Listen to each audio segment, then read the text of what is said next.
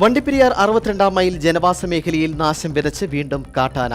62 mile polytechnic college പരിസരം വരെ എത്തിയ ആന രാത്രിയോടെ ഫെൻസിംഗ് വേലി തകർത്ത് കൊച്ചുപുരയ്ക്കൽ ഈപ്പച്ചൻ എന്നയാളുടെ കൃഷിദേഹണ്ഡങ്ങൾ നശിപ്പിച്ചു.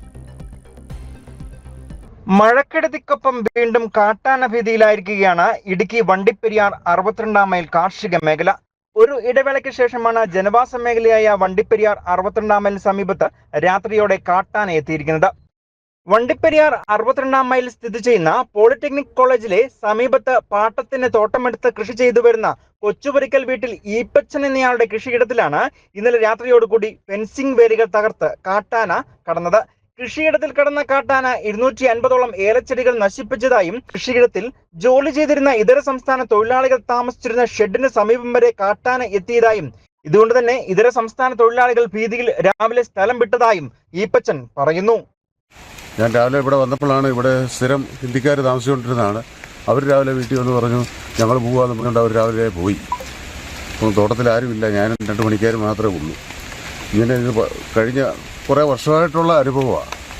സർക്കാരിൻ്റെ ഭാഗത്തു നിന്നാണെങ്കിലും ഫോറസ്റ്റിൻ്റെ ഭാഗത്തു നിന്നാണെങ്കിലും വിളിച്ചു പറയുമ്പോൾ അവർ വരും, ഒന്ന് ഓടിച്ചിട്ട് അങ്ങ് പോകുന്നതല്ലാതെ ഇതിന് ശാശ്വതമായ ഒരു പരിഹാരം ഇതുവരെയായിട്ട് ഉണ്ടായിട്ടില്ല. മുകളിൽ കുറേ ഭാഗത്ത് ഫെൻസിങ് ചെയ്യാണ്ടൊക്കെ ചെയ്തിട്ടുണ്ടെന്ന് പറഞ്ഞതല്ലാതെ കാര്യങ്ങളൊന്നും വിജയകരമായിട്ട് മുമ്പോട്ട് പോയിട്ടില്ല. കാരണം എല്ലാവരും ഇതിന് ശക്തമായ ഒരു എതിർപ്പുണ്ടാക്കിക്കൊണ്ട് തന്നെ ഞങ്ങൾക്ക് നടപടി ഉണ്ടാക്കി തരണം. ഇത്ര സാധനമൊക്കെ എന്തൊക്കെ പോയിട്ടുണ്ട്? നമുക്ക് ഏലം ഒരു 10-250 മൂടിനടുത്ത് ഏലം പോയി. ഇതുകൊണ്ട് കൊടി പറിച്ചിട്ടിരിക്കുന്നത്. കൊടി ഒരു 10-50 കൊടി പന്നീർ കൊണ്ട് കൊടിയാണ്. പ്ലാവിൻ്റെ മണ്ട വരെ കയറി അത് മുഴുവൻ പറിച്ച് കളഞ്ഞു. കൊമ്പനാണ് പ്രദേശത്ത് എത്തിയത് എന്നാണ് പ്രദേശവാസികൾ പറയുന്നത്. ഇന്ന് രാവിലെ വനം വകുപ്പ് ഉദ്യോഗസ്ഥരെ വിവരം അറിയിച്ചതോടെ ഇവർ സ്ഥലത്തെത്തി പരിശോധന നടത്തുകയും ചെയ്തു.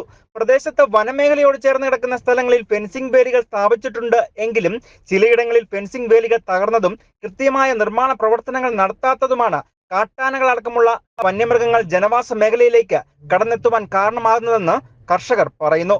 മഴക്കെടുതിക്കൊപ്പം വന്യമൃഗശല്യം കൂടി ആയതോടെ ഏറെ പ്രതിസന്ധിയിലായിരിക്കുകയാണ് പ്രദേശത്തെ കർഷകർ അടക്കമുള്ള പ്രദേശവാസികൾ. News bureau, Vandiperiyar.